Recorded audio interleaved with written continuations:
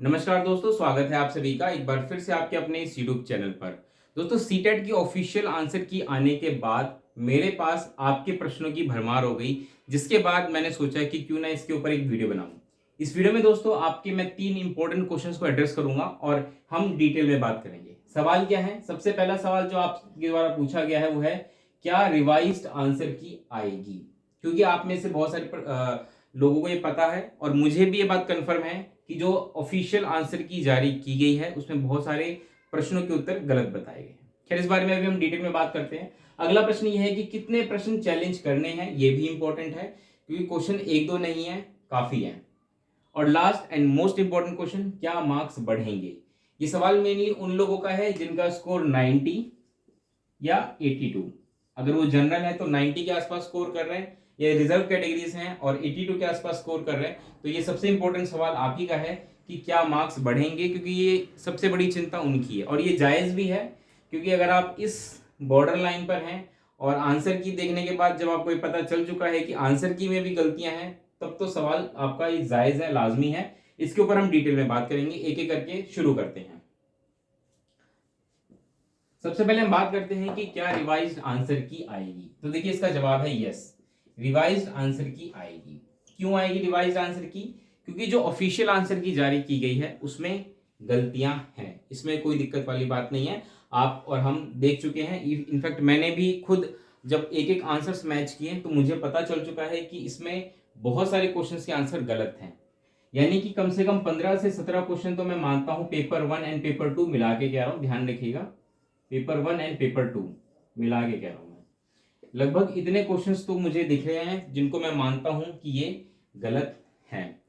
अब सवाल उठता है कि क्या रिवाइज आंसर की में इन सभी प्रश्नों को चेंज किया जाएगा? ये बहुत महत्वपूर्ण क्वेश्चन है। तो देखिए, सवाल उठता है कि क्या 15 से 17 क्वेश्चन को हम चैलेंज कर सकते हैं? कितने प्रश्न चैलेंज करने में, उसी की बात करूंगा कि कितने प्रश्न चैलेंज करने हैं।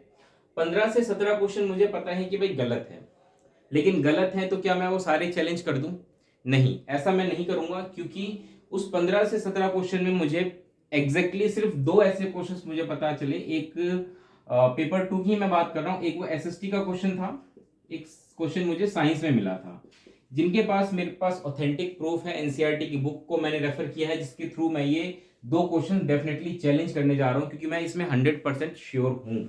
बाकी के जो क्वेश्चंस मैं बात कर रहा हूँ ये चाइल्ड साइकोलॉजी एंड सीडीपी से है। अब इसमें दिक्कत क्या आती है? इसमें दिक्कत आती है कि आपको ऑथेंटिक सोर्स कहाँ से मिलेगा इन क्वेश्चंस को चैलेंज करने के लिए।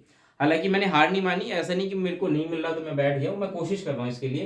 क्योंकि आप कितना भी तर्क वितर्क कर लीजिए आंसर की चैलेंज करते वक्त, कि आप अपने विचार उसमें रख दीजिए दुनिया भर के, उससे कोई फर्क नहीं पड़ने वाला। क्योंकि इनकी जो एक्सपर्ट पैनल होते हैं ये आपकी बात को बिल्कुल खारिज कर देंगे। ठीक है, वो सिर्फ उसी को ऑथेंटिक मानेंगे जो आप ऑफिशियल कोई सरकारी सोर्स देंगे। जैसे कि मैंने बताया था अभी, एनसीईआरटी बुक्स हो गई, एनआईएस हो गई, बीएड डीएलएड की जो बुक्स होती है इग्नू वगैरह में, उनको अगर आप कोट करेंगे, रेफर करेंगे, उन्हीं क्वेश्चंस को कंसिडर किया जाएगा। तो सबसे बड़ा चैलेंज हमारे लिए यही है, क्योंकि ये क्वेश्चंस ऐसे हैं जो मैं बात कर रहा हूँ इनके एसएसटी और साइंस के, ये फैक्चुअल क्वेश्चंस हैं और इसके आंसर्स मुझे तुरंत एग्जैक्टली मिल गए एनसीईआरटी की बुक से और मेरे को कंफर्म हो गया कि भाई ये गलत है। तो इन दो को तो मैं चैलेंज करूंगा, लेकिन बाकी के क्वेश्चंस जो कि सीडीपी के हैं मेन और पेडागोजी के हैं, इनको भी हम चैलेंज करेंगे, बट बिफोर कि हमारे पास कुछ ऑथेंटिक सोर्स मिले। देखिए, मेरे पास जो क्वेश्चंस है वो तो मैंने लिस्ट बना के रखी है, लेकिन इसके अलावा आप अपने क्वेश्चंस मुझे बताइए कि कौन कौन से क्वेश्चंस हैं जिनमें आपको लग रहा है कि दिक्कत है। सिर्फ इतना ही नहीं, आप अपनी तरफ से प्रयास करिए, मैं भी प्रयास कर रहा हूं। आप मुझे ये भी बताइए कि भाई इसका ऑथेंटिक सोर्स ये है।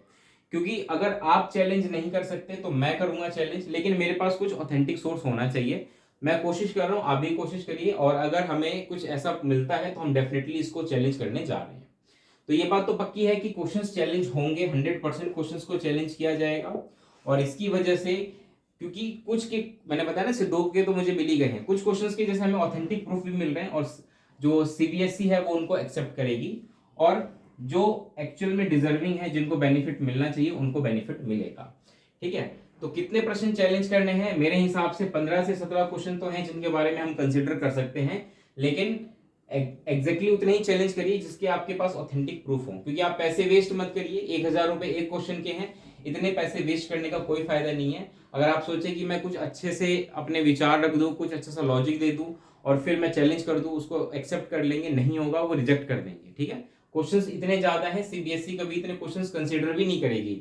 हाँ, उन क्वेश्चंस को जरूर कंसीडर करेगी जिसके लिए आप कोई ऑथेंटिक प्रूफ लगाएंगे साथ में। तो इसीलिए सीडीपी और पेडागोजी ये सब्जेक्ट ही ऐसा है, इसके लिए आपको बहुत मशक्कत करनी पड़ेगी। मैं सीबीएसई से दो चीजों से बहुत ज्यादा मतलब कह लीजिए कि परेशान हूं। वो ये है कि पहला तो इन्होंने समय बहुत कम दिया है आंसर की चैलेंज करने के लिए। इनको लगता है कि भाई ये क्वेश्चन गलत लग रहा है, आप चैलेंज कर दो। भाई चैलेंज कैसे करते, हमें समय तो दो, उसके लिए कुछ हम जो ऑफिशियल प्रूफ, हमें जो ऑथेंटिक प्रूफ है वो भी तो चाहिए होंगे ना, तभी तो हम चैलेंज करेंगे, पहली चीज। दूसरी चीज है जो इन्होंने फीस जो 1,000 रुपए रख दी, ये गलत है, मैं मानता हूँ 1,000 रुपए बहुत ज्यादा है। जहां पे इतने ज्यादा क्वेश्चन से गलत कर रहे हैं, ऐसे केस में 1,000 क्वेश्चन बहुत ही नाजायज है, इनको इतनी फीस नहीं रखनी चाहिए। ठीक है, तो ये तो बात हमने कर ली कि कितने क्वेश्चंस चैलेंज करने हैं। अगला इंपॉर्टेंट बात जो हम डिस्कस करते हैं कि क्या मार्क्स बढ़ेंगे, तो इसका जवाब है यस, मार्क्स बढ़ेंगे। लेकिन जवाब है कि क्या मार्क्स घटेंगे, तो इसका जवाब है यस, मार्क्स घट भी सकते हैं। ऐसा कब होगा, ऐसा मार्क्स तब घटेंगे जब सीबीएसई क्या डिसीजन लेती है।